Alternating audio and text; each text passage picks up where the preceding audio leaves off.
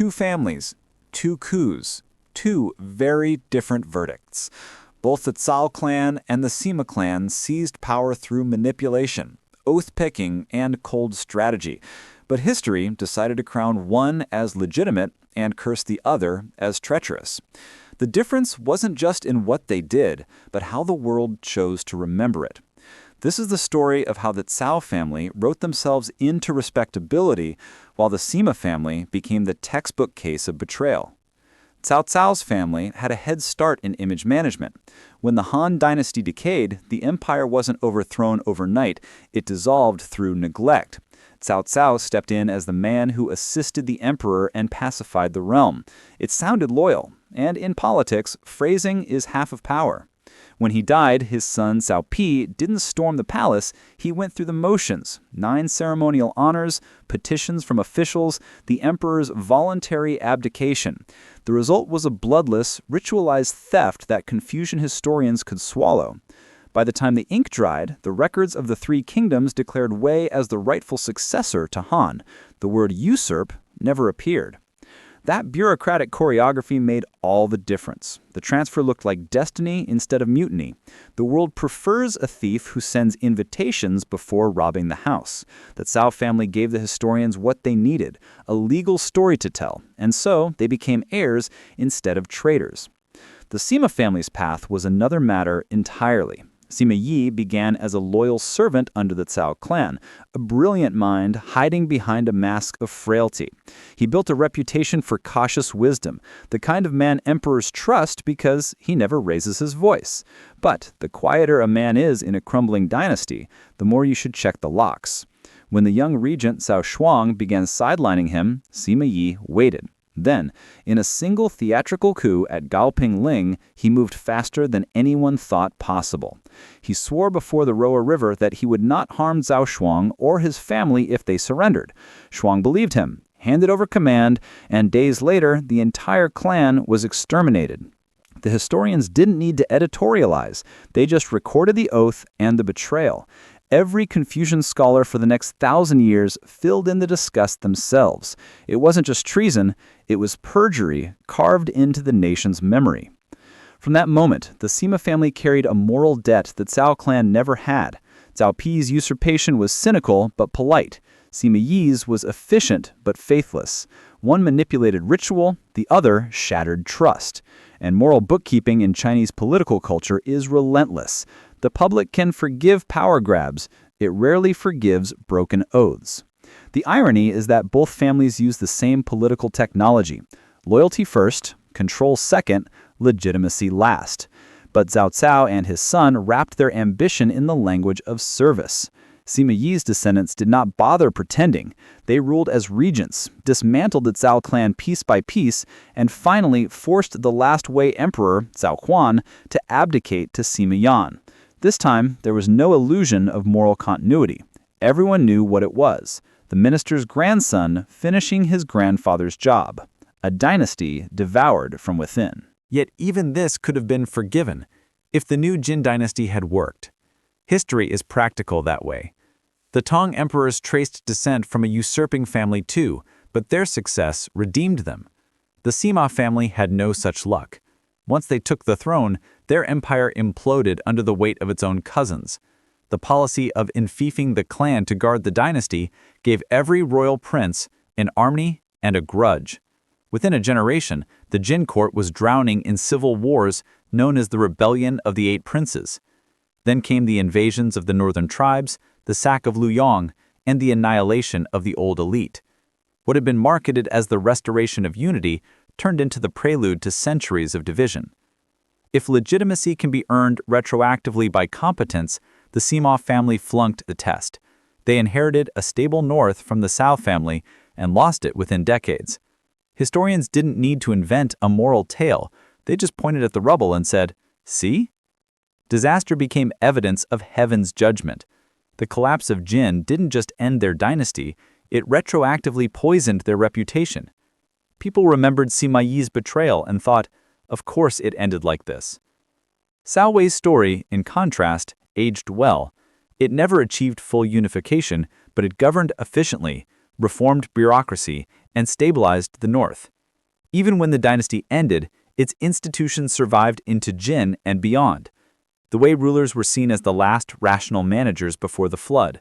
Their moral ambiguity was forgiven because their government worked. History is kinder to clever thieves than to clumsy heirs. There's also the matter of who wrote the books.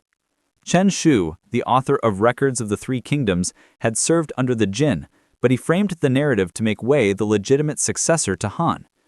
It was a political compromise disguised as moral clarity. That choice set the template for how later historians judged both families. When the Song and Ming dynasties revived Confucian orthodoxy, they built on that lineage. Han, Wei, Jin. But only Wei carried the banner of legitimacy. Jin merely occupied the space between collapse and chaos.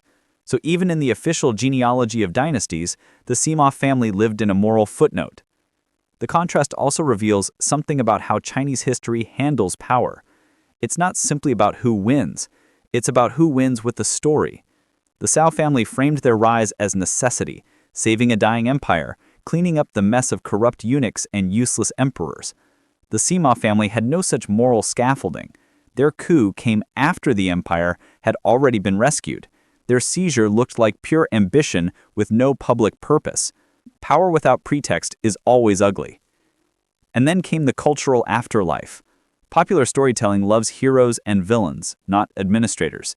Cao Cao, despite being branded a traitor to Han, evolved into a charismatic anti-hero, the Machiavelli of Chinese culture.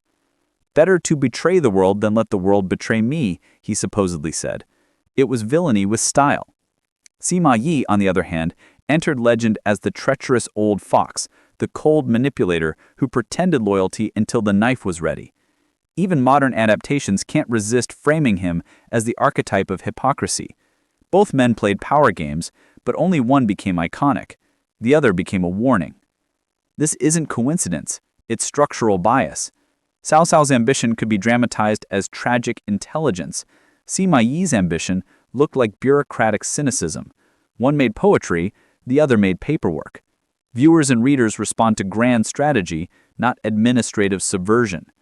And since the Sima family's dynasty ended in blood and ruin, their story had no heroic arc to redeem it. The final image is always Luoyang burning. If we trace it further, the difference between their reputations mirrors the difference between revolution and regression. The Cao family's rise was seen as breaking free from a failed order, the Sima family's as suffocating a functional one. The first feels like progress, however brutal. The second feels like betrayal, however stable it began. Both are moral illusions, but powerful ones. Another layer is ritual. Ancient Chinese legitimacy depended on Li, the appearance of moral order. Cao Pi performed every ceremony exactly as prescribed. He humbled himself before accepting the abdication, refused 3 times, then finally reluctantly accepted heaven's will. The empire saw a coronation, not a coup. Sima Yan's session, though following similar formalities, happened under a cloud of memory. Everyone knew how the Sima family got there. You can polish the throne, but you can't erase the fingerprints. Rituals can sanctify power once, they can't re-sanctify it for the same sin. Even when Jin briefly unified the country, that unity felt temporary, like a sigh between storms. No one sang about its glory. There were no cultural renaissances or heroic frontiers, just bureaucrats trying to keep the map from bleeding. When it all collapsed, the people didn't mourn a dynasty, they mourned the idea that China could stay whole. The Sima name became shorthand for the failure of intellect over morality, calculation over virtue. That memory persisted because it fit a recurring Chinese anxiety, the fear that clever men without faith will destroy what faithful fools built. The Jin story gave that anxiety a face. Every later dynasty that tried to centralize power under regents or ministers invoked it as a warning. Beware the Sima pattern. Even emperors who admired Sima Yi's cunning dared not praise him too loudly. His brilliance was undeniable, his legacy radioactive. So why does history forgive the Cao family but not the Sima family? Because one dynasty's cunning restored order, and the other's cunning destroyed it. Legitimacy in Chinese political thought isn't only moral, it's functional. You can take the throne if you can make the world work better afterward. The Cao family managed that, at least temporarily. The Sima family proved the opposite, that power gained through betrayal produces a kingdom that betrays itself. Look closely and you'll see that the two families represent two kinds of intelligence. The Cao clans was political engineering, build institutions, co-opt talent, cloak ambition in necessity. The Sima clans was survivalist cunning, outwait, outfox, outlive. The first creates order, the second corrodes it. When history judges, it rewards architects and punishes opportunists, even if both wear the same smile while taking the same throne. There's an uncomfortable modern resonance here. Societies still judge leaders not by how they get power, but by whether things work afterward. Results retroactively rewrite morality. If the Sima family had ushered in a golden age, students today might quote Sima Yi's oaths as evidence of pragmatism instead of treachery. Success launders sin. Failure immortalizes it. In the end, the verdict wasn't delivered by historians alone. It was delivered by time. Cao Wei's bureaucracy endured. The Jin dynasty's empire did not. One produced order that others could inherit. The other produced chaos that others had to clean up. That's why the Cao family became part of the story of continuity, and the Sima family became the cautionary tale whispered across centuries. History loves symmetry, but it loves consequences more. Both families reached for power through cunning and control. One stabilized a world, the other shattered it. That's why the world remembers the Cao family as usurpers who brought peace, and the Sima family as usurpers who proved that peace without principle collapses faster than a dynasty built on lies.